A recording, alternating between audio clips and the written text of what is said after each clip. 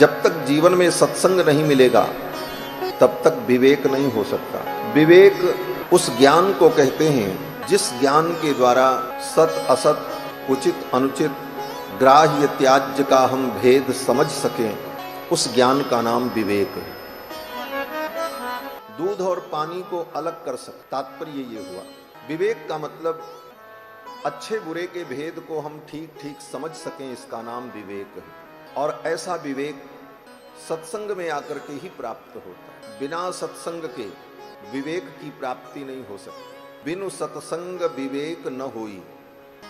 बात समझ में आ गई। बिना सत्संग के विवेक नहीं होगा तो फिर सत्संग कैसे होगा? तो गोस्वामी जी कहते हैं कि राम कृपा बिनु सुलभ न सोई। जब तक भगवान की कृपा नहीं होगी तब तक सत्संग नहीं मिलेगा। और जीवन में सत्संग मिल रहा है तो समझ लो भगवान की कृपा आपके ऊपर हो चुकी है। भगवान की कृपा का यही परिणाम है कि आप सत्संग में पहुंच रहे हैं, आ रहे हैं। नहीं तो लोग तो बहुत हैं, लेकिन किसको फुर्सत है सत्संग में आने की? और सत्संग में जाने पर बड़ी बड़ी समस्याएं भी होती, बाधाएं भी आती हैं। गोस्वामी तुलसीदास जी महाराज कहते हैं कि यही सर आवत अति कठिनाई। इस सत्संग रूपी सरोवर में आने के लिए कोई जीव चलता है तो रास्ते में अनेक कठिनाइयां भी आती हैं। यही सर आवत अति कठिनाई। और अगर आप आ गए तो समझ लो राम जी की कृपा से आ गए। राम कृपा बिनु आई न जाई। राम जी की कृपा के बिना कोई सत्संग में आ नहीं सकता। और कितने लोग तो आते हैं लेकिन आने के बाद भी उन्हें सत्संग का लाभ नहीं मिल पाता। यही सर आवत अति कठिनाई, राम कृपा बिनु आई न जाई।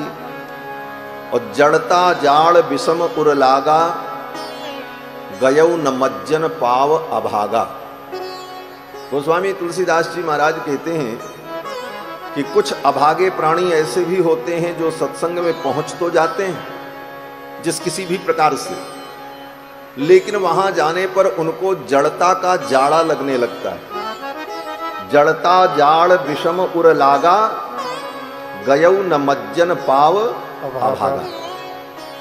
जैसे कोई व्यक्ति परिश्रम करके, मेहनत करके, टिकट बनाकर यहां से तीर्थराज प्रयाग पहुंच जाए और प्रयाग में जनवरी के महीने में जब कड़ाके की ठंडी पड़ती है, उस समय मौनी अमावस्या का स्नान वहां पर लोग करते हैं।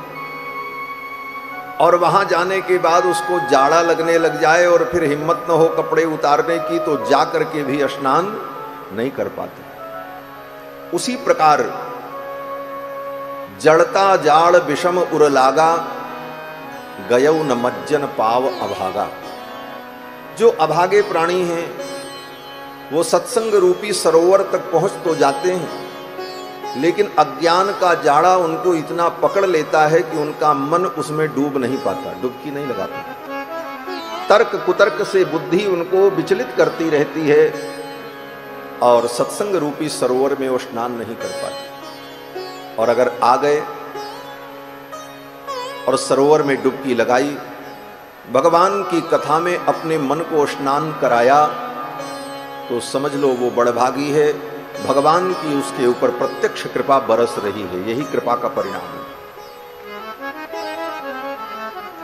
राम कृपा बिनु आई न जाई। आप सभी बड़भागी हैं कि अपने व्यस्ततम समय से इतना समय निकालकर भगवान की मंगलमयी चर्चा श्रवण कर रहे हैं। जीव का परम धर्म है इस मानव जोनि को प्राप्त करके वो भगवान के चरणारविंद को प्राप्त करे। इसीलिए ये मानव जीवन मिलता है। अन्य जीवन जो है पशु पक्षियों का जीवन, भोजन शयन संतान की उत्पत्ति, ये सब तो पशु भी करता है। लेकिन पशु कुछ नए कर्म नहीं करता। पशु केवल अपने पूर्व में किए गए कर्मों के फल को भोगता है। इसीलिए पशु योनि भोग योनि है। उस योनि में प्राणी अपने पाप कर्मों के फल को भोगता है, इसीलिए वो पशु बनता है। और मानव योनि, ये मनुष्य जन्म इसलिए मिलता है कि इस जन्म में आप अपने पाप पुण्य कर्म दोनों का भोग करो और साथ साथ में नए पाप पुण्य करने का अवसर भी आपको मिल जाता है।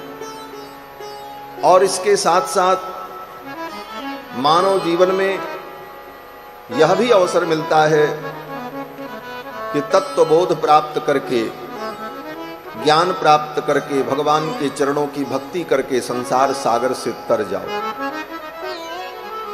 नरतन बार बार नहीं मिलता, ये मनुष्य शरीर बार बार नहीं मिलता। फिर जननी ना ही जनेगी, अब न बनी तो फिर न बनेगी। अगर मानव जीवन में आपने बनाया नहीं तो फिर ये बनाने का अवसर नहीं मिलेगा। बार संतों ने, महापुरुषों ने चेताया, चेतावनी दी, संभल जाओ। अगर इस जन्म में तुमने अपना नहीं बना लिया तो फिर ये अवसर मिलेगा कि नहीं मिलेगा, पता नहीं। इसीलिए संत का काम है चेतावनी देते रहना। जैसे चौकीदार होता है ना, चौकीदार क्या करता है? बोले वो घूमता रहता है रात्रि में गली गली में और कहता है जागते रहो, जागते रहो। चौकीदार का काम है कि वो जगाता रहता है। एक महात्मा कहते थे ये संत लोग कौन हैं? बोले संत लोग चौकीदार हैं, इसीलिए चौकी पर बैठते हैं, ऊंचे पर बैठते हैं, चौकीदार हैं। और आप लोग? बोले आप लोग जमीन पर बैठे हो इसलिए जमींदार हो। जो चौकी पर बैठे वो चौकीदार और जो जमीन में बैठे वो जमींदार। तो जमींदार की प्रॉपर्टी कहीं लुट न जाए, इसलिए चौकीदार का काम है कि वो जगाता रहता है, जागते रहो, जागते रहो, जागते रहो। संतों का यही काम है, समाज को जगाना। अपनी संस्कृति को, संस्कार को समझो और ठाकुर के चरणों में मन को लगाओ। ये संसार जो दिख रहा है ये क्षणिक है। अनित्यम सुखम लोकम इमं प्राप्य भजस्व माम। भगवान कहते हैं ये संसार अनित्य है, ये नित्य नहीं है। आज तुम्हें दिख रहा है और कब आंख बंद हो जाए सब छूट जाएगा, एक क्षण में सब कुछ छूट जाएगा। ऐसी स्थिति में अपने मन को, अपने चित्त को भगवान के चरणों में हम लगा लें, यही मानव जीवन का परम फल है। मनुष्य जीवन प्राप्त करने का यही परम उद्देश्य है। भगवान के चरणों की भक्ति हमें प्राप्त हो और भगवान तो भक्ति से ही प्रसन्न होते। भक्त्या तुष्यति केवलम न च गुणैः भक्ति प्रियो माधवः। भगवान भक्ति से प्रसन्न होते। भक्ति का मतलब प्रेम, निस्वार्थ प्रेम, स्वार्थ रहित प्रेम, उसी को भक्ति कहते हैं। और बाकी जो भक्ति है बोले वो तो स्वार्थ वाली है। महाराज मंदिर में गए, 2 पैसे का फूल, फोकट का पानी भगवान के ऊपर चढ़ाया और कहा महाराज हमारा ये काम करो, करोड़ों का काम भगवान से मांगा। तो ये भक्ति नहीं है, ये व्यापार है। इसको व्यापार कहा है। भगवान से व्यापार मत करो, भगवान से तो प्यार करो। प्यार में समर्पण होता है और व्यापार में लेन देन होती है। इसीलिए श्रीमद् भागवत महापुराण में जब नरसिंह भगवान की कथा आई तो नरसिंह भगवान जब खंभे से प्रकट हुए गर्जना करते हुए, यस्तंभात गर्जमानो गगट गड़गड़ात बालचंद्रार्ध दृष्टः व्योमा भूत पाट्यमान पपट पट पटस्ताड्यमान सटाभिः गर्जना करते हुए नरसिंह भगवान जब प्रकट हुए, हिरण्यकश्यपु का वध कर दिया। भक्त प्रहलाद ने भगवान के चरणों में साष्टांग प्रणाम किया और कहा, प्रभु